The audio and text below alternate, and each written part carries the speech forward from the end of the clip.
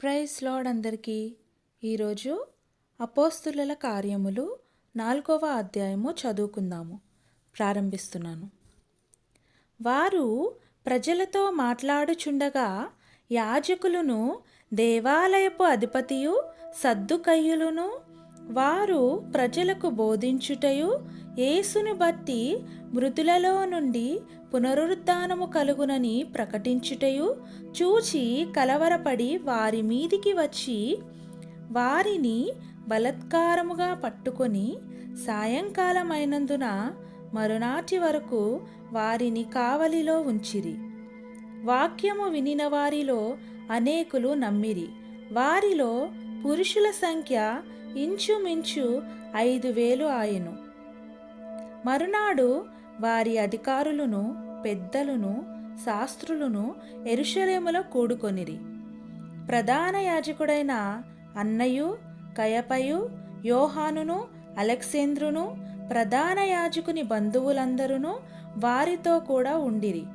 వారు పేతురును, యోహానును మధ్యన నిలువబెట్టి, మీరు ఏ బలము చేత, ఏ నామముని బట్టి దీనిని చేసితిరని అడుగగా, పేతురు పరిశుద్ధాత్మతో నిండినవాడై ఇట్లనెను, ప్రజల అధికారులారా, పెద్దలారా, ఆ దుర్బలునికి చేయబడిన ఉపకారమును గూర్చి వాడు దేని వలన స్వస్థత పొందెనని నేడు మమ్మును విమర్శించుచున్నారు గనుక మీరందరూ ఇశ్రాయేలు ప్రజలందరూ తెలుసుకొనవలసినదేమనగా, మీరు సిలువ వేసినట్టియు మృతులలో నుండి దేవుడు లేపినట్టియు నజరేయుడైన యేసు క్రీస్తు నామమునే వీడు స్వస్థత పొంది మీ ఎదుట నిలుచుచున్నాడు.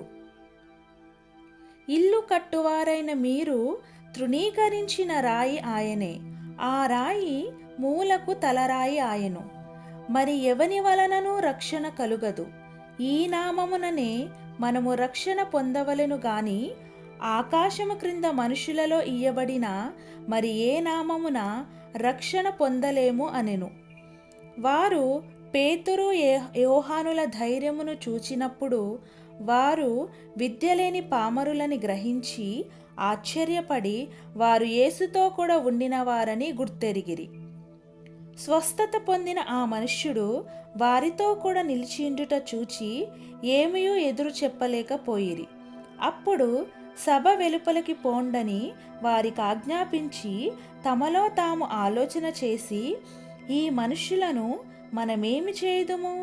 వారి చేత ప్రసిద్ధమైన సూచక క్రియ చేయబడి ఉన్నదని యెరూషలేములో కాపురమున్న వారికందరికీ స్పష్టమే. అది జరగలేదని చెప్పజాలము. అయినను ఇది ప్రజలలో ఇంకా వ్యాపింపకుండుటకై ఇక మీదట ఈ నామమును బట్టి ఏ మనుషులతోనైనను మాటలాడకూడదని మనము వారిని బెదురు పెట్టవలెనని చెప్పుకొనిరి. అప్పుడు వారిని పిలిపించి, మీరు యేసు నామమును బట్టి ఎంత మాత్రమును మాటలాడకూడదు, బోధింపకూడదని వారికి ఆజ్ఞాపించిరి. అందుకు పేతురును, యోహానును వారిని చూచి, దేవుని మాట వినుట కంటే మీ మాట వినుట దేవుని దృష్టికి న్యాయమా? మీరే చెప్పుడి. మేము కన్నవాటిని, విన్నవాటిని చెప్పక ఉండలేమని వారికి ఉత్తరమిచ్చిరి. ప్రజలందరూ జరిగిన దానిని గూర్చి దేవుని మహిమపరచుచుండిరి గనుక సభవారు ప్రజలకు భయపడి వీరిని శిక్షించు విధమేమియూ కనుగొనలేక వీరిని గట్టిగా బెదిరించి విడుదల చేసిరి. స్వస్థపరచుట అను ఆ సూచక క్రియ ఎవని విషయములో చేయబడెనో వాడు 40 ఏండ్ల కంటే ఎక్కువ వయసు గలవాడు. వారు విడుదల నొంది తమ స్వజనుల యొద్దకు వచ్చి ప్రధాన యాజకులను, పెద్దలను తమతో చెప్పిన మాటలన్నిటినీ వారికి తెలిపిరి. వారు విని ఏక మనసుతో దేవునికిట్లు బిగ్గరగా మొరపెట్టిరి, నాదా, నీవు ఆకాశమును, భూమిని, సముద్రమును, వాటిలోని సమస్తమును కలుగజేసిన వాడవు. అన్యజనులు ఏలా అల్లరి చేసిరి? ప్రజలెందుకు వ్యర్థమైన ఆలోచనలు పెట్టుకొనిరి? ప్రభువు మీదను ఆయన క్రీస్తు మీదను భూరాజులు లేచిరి, అధికారులను ఏకముగా కూడుకొనిరి అని నీవు పరిశుద్ధాత్మ ద్వారా మా తండ్రియు నీ సేవకుడునైన దావీదు నోట పలికించితివి. ఏవి జరగవలెనని నీ హస్తమును నీ సంకల్పమును ముందు నిర్ణయించెనో వాటినన్నిటినీ చేయుటకై నీవు అభిషేకించిన నీ పరిశుద్ధ సేవకుడైన యేసునకు విరోధముగా హేరోదును పొంతి పిలాతును అన్యజనులతోనూ ఇశ్రాయేలు ప్రజలతోనూ ఈ పట్టణమందు నిజముగా కూడుకొనిరి.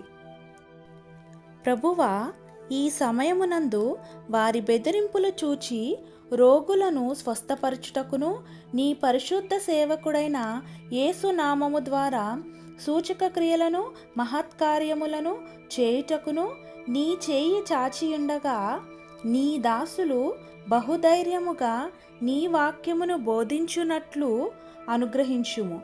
వారు ప్రార్థన చేయగానే వారు కూడియున్న చోటు కంపించెను. అప్పుడు వారందరూ పరిశుద్ధాత్మతో నిండిన వారై దేవుని వాక్యమును ధైర్యముగా బోధించిరి. విశ్వసించిన వారందరూ ఏకహృదయమును ఏకాత్మయు గలవారై ఉండిరి. ఎవడును తనకు కలిగిన వాటిలో ఏదియూ తనదని అనుకొనలేదు. వారికి కలిగినదంతయు వారికి సమిష్టిగా ఉండెను. ఇదియుగాక అపోస్తలులు బహుబలముగా ప్రభువైన యేసు పునరుద్ధానమును గూర్చి సాక్ష్యమిచ్చిరి. దైవకృప అందరి యందు అధికముగా ఉండెను. భూములైనను ఇండ్లైనను కలిగిన వారందరూ వాటిని అమ్మిన వాటి వెల తెచ్చి అపోస్తలుల పాదముల యొద్ద పెట్టుచూ వచ్చిరి. వారు ప్రతివానికి వాని అక్కర కొలది పంచిపెట్టిరి గనుక వారిలో ఎవనికిని కొదువలేకపోయెను. కుప్రాలో పుట్టిన లేవియుడగు యోసేపు అని ఒకడుండెను. ఇతనికి అపోస్తలులు హెచ్చరిక పుత్రుడు అని అర్థమిచ్చు బర్నబా అను పేరు పెట్టియుండిరి. ఇతడు భూమి గలవాడై ఉండి దానిని అమ్మి దాని వెల తెచ్చి అపోస్తలుల పాదముల యొద్ద పెట్టెను. ఆమేన్. ప్రభువైన యేసుక్రీస్తు ఈ వాక్యమును దీవించునుగాక. ఆమేన్. ప్రైజ్ ది లార్డ్ అందరికీ. Thank you.